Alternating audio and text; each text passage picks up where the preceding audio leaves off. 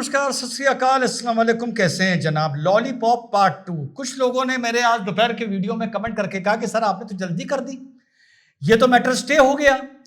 जब matter stay होता है उसको इंटरिम ऑर्डर कहा जाता है। तो इसीलिए आज के दूसरे वीडियो का नाम है लॉलीपॉप पार्ट 2 और दूसरा लॉलीपॉप सिब्बल के पक्ष में आया है। हेडिंग्स क्या चल रही हैं?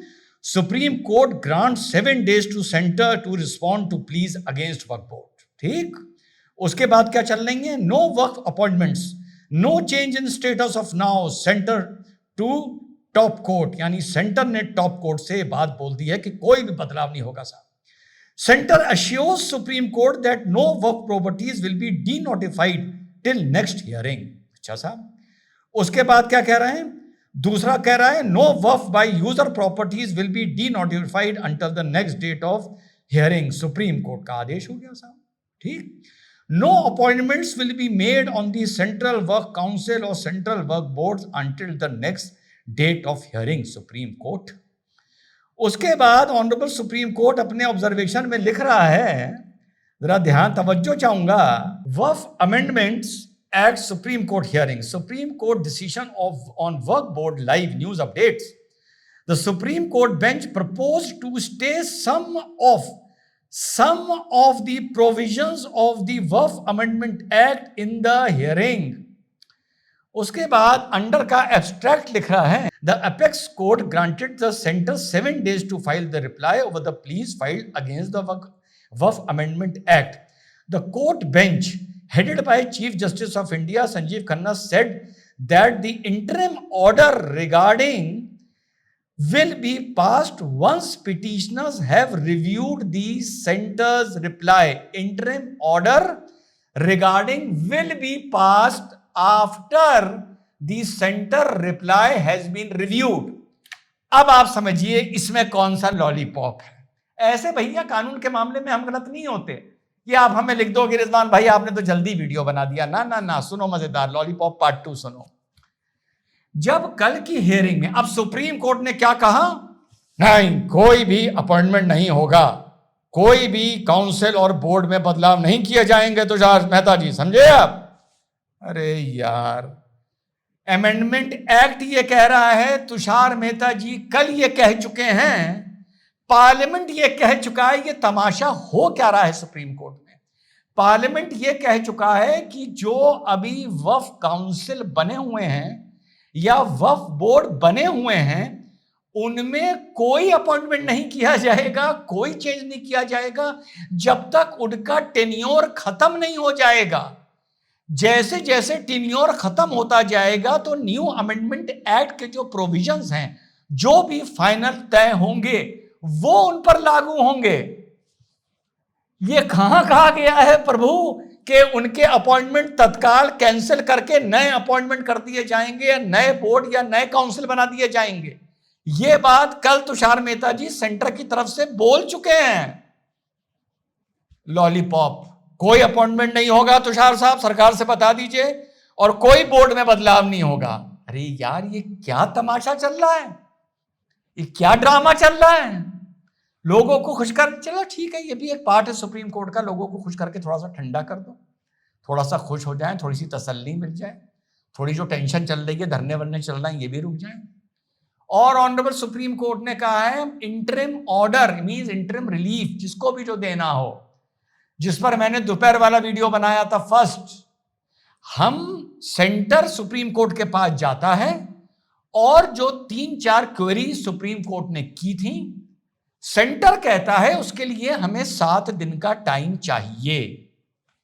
तो सुप्रीम कोर्ट कहता है ठीक है, 7 दिन का टाइम हमने आपको दिया, 7 दिन बाद जब आप अपना जवाब देंगे तो 5 दिन का टाइम हमने सिब्बल लॉबी को दिया। जब सिब्बल लॉबी 5 दिन में उस जवाब को पढ़ के आर्गुमेंट के लिए तैयार हो जाएगी, तब हम आर्गुमेंट सुनकर इस पर इंटरिम ऑर्डर करेंगे। स्टे कहलाता है इंटरिम ऑर्डर। ये सेंटर की मांग पर कि हमें टाइम दे दिया जाए जवाब देने का, सुप्रीम कोर्ट ने उनको ये टाइम दिया है 7 दिन का प्लस 5 दिन का। अगर सेंटर आज ही जवाब दे देता तो सुप्रीम कोर्ट दूसरे पक्ष को 5 दिन का टाइम देता कि आप 5 दिन के सुन के आइए, और 5 दिन में कोई भी चेंजेस नहीं होंगे। यार वो चेंजेस हो कहां रहे हैं? सुप्रीम कोर्ट ने आदेश कर दिया कि किसी भी वक्फ बाय यूजर को आप नहीं बदलेंगे। उई अम्मा, अरे बाबा, कौन बदल रहा है भाई? 7 दिन में नहीं बदलेंगे, सुन लीजिए आप। हाँ लो भैया, देखो कुछ हो रहा है, हमारी भी सुनी जा रही है, कुछ हो रहा है ना। ठीक है, ठीक है, शांत हो जाओ, शांत हो जाओ। अरे लॉलीपॉप चूसने वालों, D notification of the Waqf by user property का एक प्रोसेस है जो महीनों चलेगा, महीनों चलेगा। अगर आज की तारीख में सुप्रीम कोर्ट ये बोल भी दे कि अगर आप चाहें तो वक्फ बाय यूजर जो प्रॉपर्टीज हैं उनको आप नॉन वक्फ की मान सकते हैं, डी नोटिफाई कर सकते हैं, तो इस प्रोसेस में सरकार को 6 महीने से 1 साल लग जाएगा। पहले सरकार उनको एक नोटिस भेजेगी कि आपकी प्रॉपर्टी को कैसे ना क्यों वक्फ का माना जाए, आप इस पर शो कॉज दीजिए। वो लैंड बाय यूजर में अपना कुछ जवाब बना के देंगे जिसका वो समय मांगेंगे।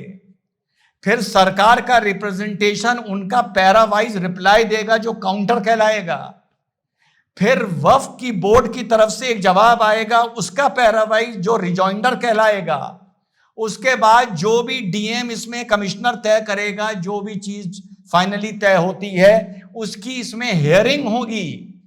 फिर हियरिंग होने के बाद एक इसमें फाइनल जजमेंट आएगा। जो गवर्नमेंट प्रॉपर्टी वाला मैं आपको पहले बता चुका हूं, ये नॉन गवर्नमेंट की बात कर रहा हूं। फिर इसका ऑर्डर आएगा। सुप्रीम कोर्ट ने कहा है आप किसी प्रॉपर्टी को डी नोटिफाई नहीं कर सकते।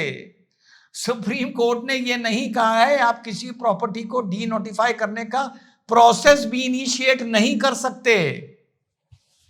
समझा करो। अब तो मैंने आप लोगों को इतने तरीके बता दिए हैं कोर्ट के ऑर्डर्स को इंटरप्रेट करने के। अब आप जो नॉन लॉयर्स हैं उनको भी कर लेना चाहिए कि कहां पर लॉलीपॉप चुसाया गया है। जब प्लेसेस ऑफ वर्शिप एक्ट की बात हो रही थी और लोग प्लेसेस ऑफ वर्शिप एक्ट को चैलेंज करने सुप्रीम कोर्ट गए थे, सर्वे को, तो सुप्रीम कोर्ट ने कहा था प्लेसेस ऑफ वर्शिप एक्ट में एक जगह का स्वरूप नहीं बदला जा सकता। यह कहां लिखा है कि सर्वे नहीं किया जा सकता? यह होता है इंटरप्रिटेशन ऑफ लॉ, जो तब आपका भाई समझाता था और वही सुप्रीम कोर्ट का ऑब्जर्वेशन आया था। तो अगर सरकार को ऑनरेबल सुप्रीम कोर्ट ने अमेंडमेंट एक्ट 2025 को स्टे नहीं किया है, पढ़िए सम प्रोविजंस, जिन प्रोविजंस पे, जिन अमेंडमेंट्स पे सिब्बल पार्टी ने, सिंघवी पार्टी ने, ओएसी पार्टी ने ऑब्जेक्शन किया है, इन लोगों ने पूरे वक्फ अमेंडमेंट एक्ट 2025 को खारिज करने की मांग ही नहीं रखी है, ऐसा प्रतीत होता है अपनी पिटीशंस में। अलग अलग सिर्फ अमेंडमेंट की बात हो रही है। In totality places Waqf amendment act 2025 पे कोई ऑर्डर नहीं आया है। और ये जो जिन बिंदुओं पर सुप्रीम कोर्ट ने सेंटर से सवाल पूछा था, उन बिंदुओं पर क्योंकि सेंटर ने जवाब मांगा है, उसमें सुप्रीम कोर्ट ने टाइम दे दिया है, 2 टाइम, कि कोई भी जगह डी नोटिफाई नहीं होगी इसी 7 दिन में, और कोई अपॉइंटमेंट नहीं होगा। अपॉइंटमेंट होना ही नहीं था जब तक टर्म नहीं खत्म हो जाएगा। किसी वक्फ बोर्ड का टर्म अगर 2 साल बाद खत्म होगा तो नया बोर्ड 2 साल बाद ही गठित होगा। किसी बोर्ड को भंग करके नया बोर्ड नहीं बनाया जाएगा, अगर सुप्रीम कोर्ट अनुमति भी दे दे तब भी। समझो प्रभु, ऐसे ना लिख दिया करो रिजवान अहमद को कि आपने जल्दी वीडियो बना दिया। और दूसरा, प्रोसेस ऑफ डी नोटिफिकेशन पर स्टे नहीं लगाया है सुप्रीम कोर्ट ने, या उसको रोका नहीं है 7 दिन के लिए। स्टे तो इंटरम ऑर्डर का बाद लगेगा, जो लगेगा, और वो लगेगा, बता दिया है, 3-4 लॉलीपॉप दिए जाएंगे मुंह में, पर मूल जो भाव है इस एक्ट का वो नहीं बदलेगा जो सरकार चाह रही थी। और हम जैसे जो लोग चाह रहे थे कि इन माफियाओं के नाक में ओवैसी जैसे और मदनी जैसे इनके नाक में नकेल डाली जाए, ये मैं नहीं बोल रहा, ये महमूद पराचा बोल रहा है, जो बड़ा इस्लाम मुसलमानों का नेता और वकील बना फिरता है, वो बोल रहा है। बाकी मुसलमान बोल रहे हैं, मैं दिखा चुका हूं, मैं नहीं बोल रहा।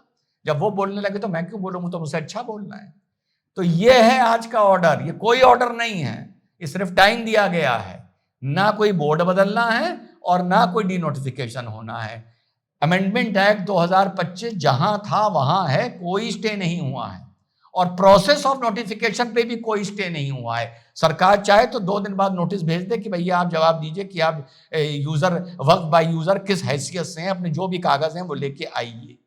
फाइनल बस ये कि आप इस 7 दिन में फाइनल ऑर्डर नहीं कर सकते। अरे फाइनल ऑर्डर तो आज अगर सरकार करने पर भी आए तो 6 महीने के अंदर नहीं कर पाएगी, 7 दिन और 14 दिन तो छोड़ो। यह है आज का दूसरा वीडियो लेटेस्ट हियरिंग पे। अब हियरिंग होगी 5 मई को, तब बात करेंगे। जय हिंद, वंदे मातरम, खुदा हाफिज।